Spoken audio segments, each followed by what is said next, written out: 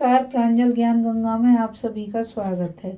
हम संक्षिप्त महाभारत का पाठ कर रहे हैं जिसमें कि भीष्म पर्व चल रहा है। कल हमने कथा में घटोत्कच के युद्ध की कथा को पढ़ा था। आज हम दुर्योधन और भीष्म की बातचीत तथा भगदत्त का पांडवों से युद्ध की कथा को पढ़ेंगे। संजय ने कहा, उस महासंग्राम में राजा दुर्योधन भीष्म जी के पास गए और बड़ी विनय के साथ उन्हें प्रणाम करके उसने घटोत्कच की विजय और अपनी पराजय का समाचार सुनाया। फिर कहा, पितामह, पांडवों ने जैसे श्री कृष्ण का सहारा लिया है उसी प्रकार हम लोगों ने आपका सहारा लिया था और इन शत्रुओं के साथ मैंने घोर युद्ध ठाना। मेरे साथ 11 अक्षौहिणी सेना सदा आपकी आज्ञा का पालन करने के लिए तैयार रहती है। तो भी आज घटोत्कच की सहायता पाकर पांडवों ने मुझे युद्ध में हरा दिया। इस अपमान की आग में मैं जल रहा हूँ और चाहता हूँ कि आपकी सहायता लेकर उस अधम राक्षस का स्वयं ही वध करूं। अतः आप कृपा करके मेरे इस मनोरथ को पूर्ण कीजिए। तब भीष्म जी ने कहा, राजन, तुम्हें राजधर्म का ख्याल करके सदा युधिष्ठिर के अथवा भीम, अर्जुन या नकुल सहदेव के साथ ही युद्ध करना चाहिए, क्योंकि राजाओं को राजाओं के साथ ही युद्ध करना अच्छा लगता है। दुर्योधन और लोगों से लड़ने के लिए भी हम लोग हैं ही।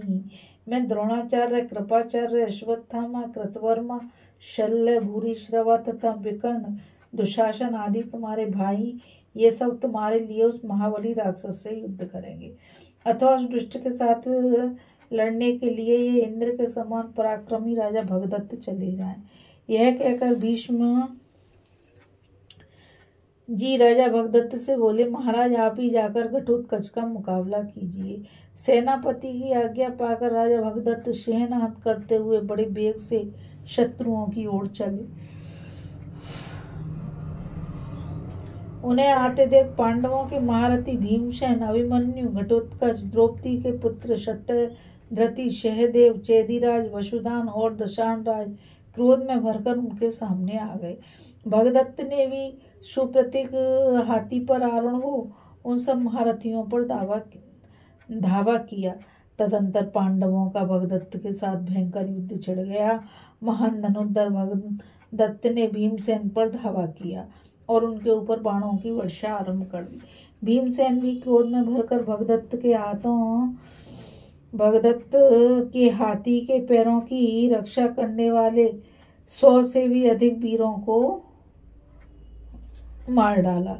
तब भगदत्त ने अपने उस गजराज को भीमसेन के रथ की ओर बढ़ाया। यह देख पांडवों के कई महारथियों ने बाणों की वर्षा करते हुए उस हाथी को चारों ओर से घेर लिया, किंतु भगदत्त को इससे तनिक भी भय नहीं हुआ। उसने अमरस पूर्वक अपने हाथी को पुनः आगे की ओर चलाया। अंकुश और अंगूठे का इशारा पाकर वह मत्त गजराज उस समय प्रलयकालीन अग्नि के समान भयानक हो उठा। उसने क्रोध में भरकर अनेकों रथों, हाथियों और घोड़ों को उनके सवारों सहित रौंद डाला। सैकड़ों हजारों पैदलों को कुचल दिया। यह देख राक्षस घटोत्कच ने कुपित होकर उस हाथी को मार डालने के लिए एक चमचमाता हुआ त्रिशूल चलाया, किंतु भगदत्त ने अपने अर्धचंद्राकार बाण से उसे काट दिया और अग्निशिखा के समान जलती हुई एक महाशक्ति घटोत्कच के ऊपर फेंकी। अभी वह शक्ति आकाश में ही थी कि घटोत्कच ने उछलकर उसे हाथों में पकड़ लिया और दोनों घुटनों के बीच में दबाकर तोड़ डाला। यह एक अद्भुत बात हुई। आकाश में खड़े हुए देवता, गंधर्व और मुनियों को भी ये देखकर बड़ा आश्चर्य हुआ।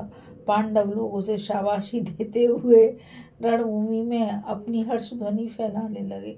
भगदत्त से यह नहीं सहा गया।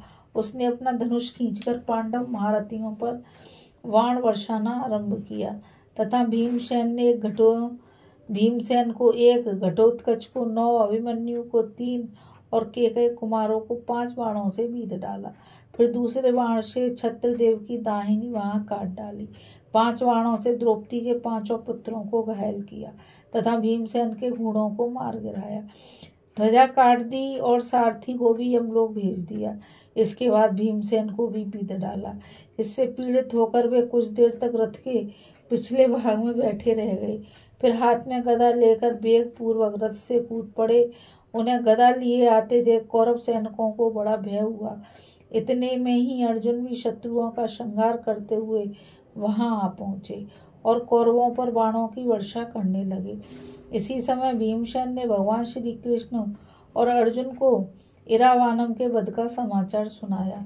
इस कथा में बस इतना ही। अभी हम कथा में दुर्योधन और भीष्म की बातचीत तथा भगदत्त का पांडवों के साथ युद्ध की कथा को पढ़ रहे थे। अब आगे की कथा में हम इरावानम की मृत्यु पर अर्जुन का शोक तथा भीमसेन द्वारा कुछ धृतराष्ट्र पुत्रों का वध की कथा को पढ़ेंगे। इस कथा में बस इतना ही। मुझ गीता रावत को आज्ञा दीजिए। कल फिर मिलेंगे एक नई कथा के साथ। राधे राधे। जय श्री कृष्णा। नमस्कार।